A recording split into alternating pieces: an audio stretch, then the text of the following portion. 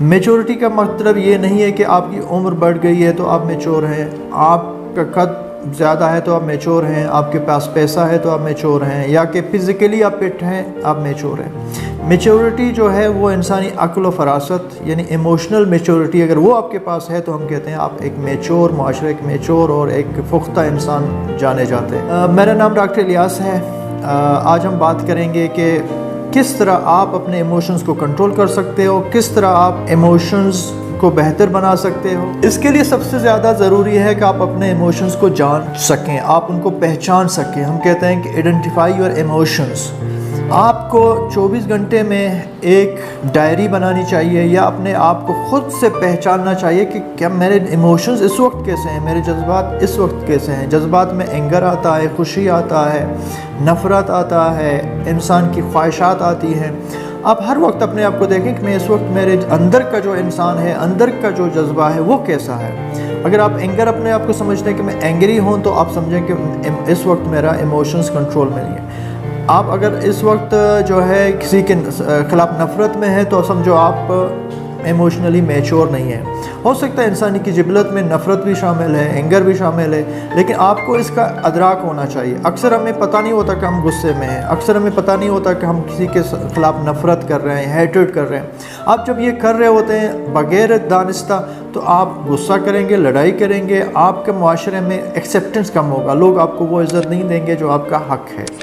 और अगर आप समझते हैं कि आपको मेच्योर इंसान के तौर पे जाना जाए तो ज़रूरी है कि आप 24 घंटे अपने एक ऊपर एक सेंसर, एक कंट्रोल रखें कि आपके इस वक्त इमोशंस कैसे हैं। आप दुकानदार के सामने हैं तो आपके इमोशंस, जज्बात कैसे हैं। आप होटल में हैं तो आपके जज्बात कैसे हैं। आप पब्लिक गैदरिंग में तो आपके जज्बात कैसे हैं। दूसरी जो चीज़ है वो है टेक रिस्पॉन्सिबिलिटी।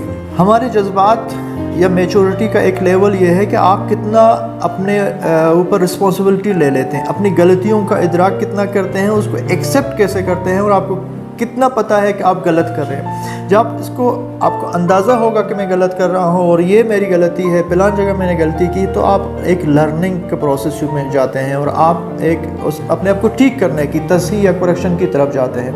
तो ये इंसानी इमोशन में बहुत ज़रूरी है कि आप रिस्पॉन्सिबिलिटी लें अपनी गलतियों का, उसको ठीक करें, उससे लर्निंग करें। तो फिर आप हमेशा एक मेच्योर इंसान के तौर पे यानी पुख्ता इंसान, जिसमें आपका दिमाग भी पुख्ता हो, आपका जिस्म भी पुख्ता हो, माशरे में आपको इज़्ज़त मिले, ये ज़रूरी है कि इमोशनली आप ये चीज़ ले लें। तीसरी जो चीज़ है वो है रोल मॉडल।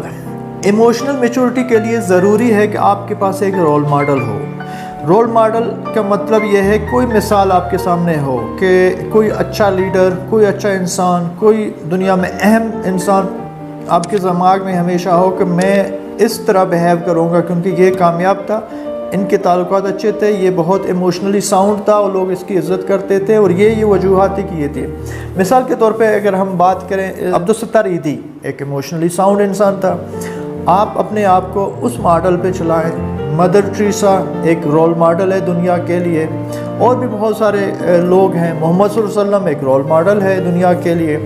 आप ये समझें कि मैं अगर गुस्से में हूँ, मैं मुश्किल में हूँ, कहीं फंस जाऊँ, तो मैं उसकी जगह अगर वो होता तो क्या करता। इस वक्त अब्दुल सत्तार ईदी इस मौके पे होता तो वो क्या करता। इस वक्त मदर टेरेसा होता तो इस मौके पे क्या करता। कोई और वाइज इंसान दुनिया में गुजरे हैं तो उसको अपने वो जहन में रखें कि वो होता तो इस वक्त क्या करता। तो आप फिर वही मॉडल को अप्लाई करें कि जी मैं भी उसकी तरह करूँगा।